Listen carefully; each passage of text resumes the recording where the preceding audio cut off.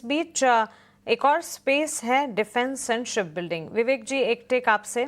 और हाँ, इस स्पेस को हम आए दिन जिक्र और डिस्कस करते ज़रूर हैं, और बिकॉज वैल्यूएशंस महंगे हुए, साइडवेज मोमेंटम है, उसके बाद अब मानो स्लोली एंड इवेंचुअली ये सेक्टर आगे बढ़ने की कोशिश कर रहा है।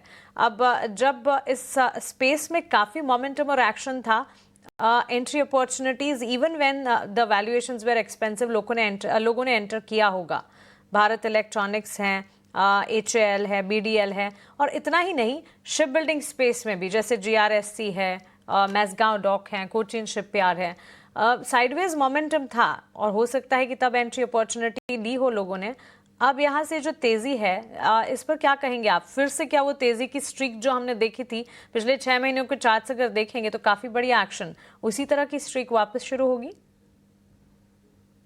देखिए, 24 साल से बाजार में हूँ और मैंने ये देखा है कि जो सेक्टर अच्छा खासा रैली या फिर मल्टीपैकर बनता है कुछ ही सालों के अंदर, मतलब 1-2 साल के मूवमेंट के अंदर, वो एक बार अगर डाउन जाके वापस सिमिलर रैली उसी सेक्टर में कभी नहीं आई है। तो ये तो मेरा एक्सपीरियंस कहता है। हाँ, लेकिन जैसे आपने कहा, एक फ्रेंजी बाइंग हुई थी, मार्केट्स बहुत ऊपर गए थे, मतलब इन द सेंस सेक्टर बहुत ऊपर गया था। और मुझे ध्यान है उस समय कुछ म्यूचुअल फंड्स के एनओफोस भी आ रहे थे, डिफेंस सेक्टर पे बहुत फोकस था। तब मैं मेरे क्लाइंट्स को तो यही बोल रहा था कि प्रॉफिट करो, ये प्रॉफिट बुक करने का टाइम है, क्योंकि हर एक स्टॉक 100 के ऊपर चल रहा है। तो उसके बाद में ऑलमोस्ट स्टॉक्स 40 से लेकर 50% करेक्शन हुए, अब स्टेबलाइज हो रहे हैं। अब मुझे लगता है कि जो सिक्योरिटी एनालिसिस में पढ़ाते हैं एच मॉडल, वो एच मॉडल का सिस्टम अभी चालू हो रहा है। अब आपको नॉर्मल और एक स्टैंडर्ड ग्रोथ रेट आपको देखने को मिलेगी और विजिबिलिटी काफी अच्छी है। जैसे अभी थोड़ी देर पहले मैं अपने रेलवेज के बारे में बात कर रहे थे और सेमीकंडक्टर के बारे में बात कर रहे थे।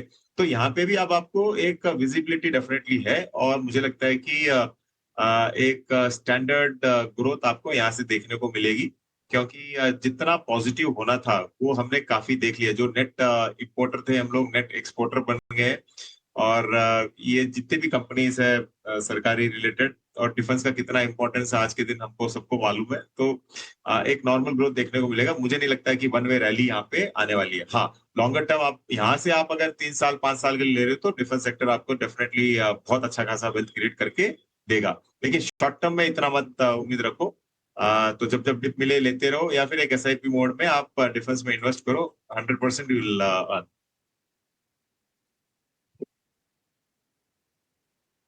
नहीं, ये अच्छी रणनीति है विवेक जी कि 3 से 5 साल अगर लंबा नजरिया है तो कोई दिक्कत नहीं है। और आप कह रहे हैं ना कि वन वे रैली नहीं आएगी, वो आनी भी नहीं चाहिए, वो हेल्दी भी नहीं होती है, क्योंकि फिर ना नए लोगों को मौका मिलता नहीं है।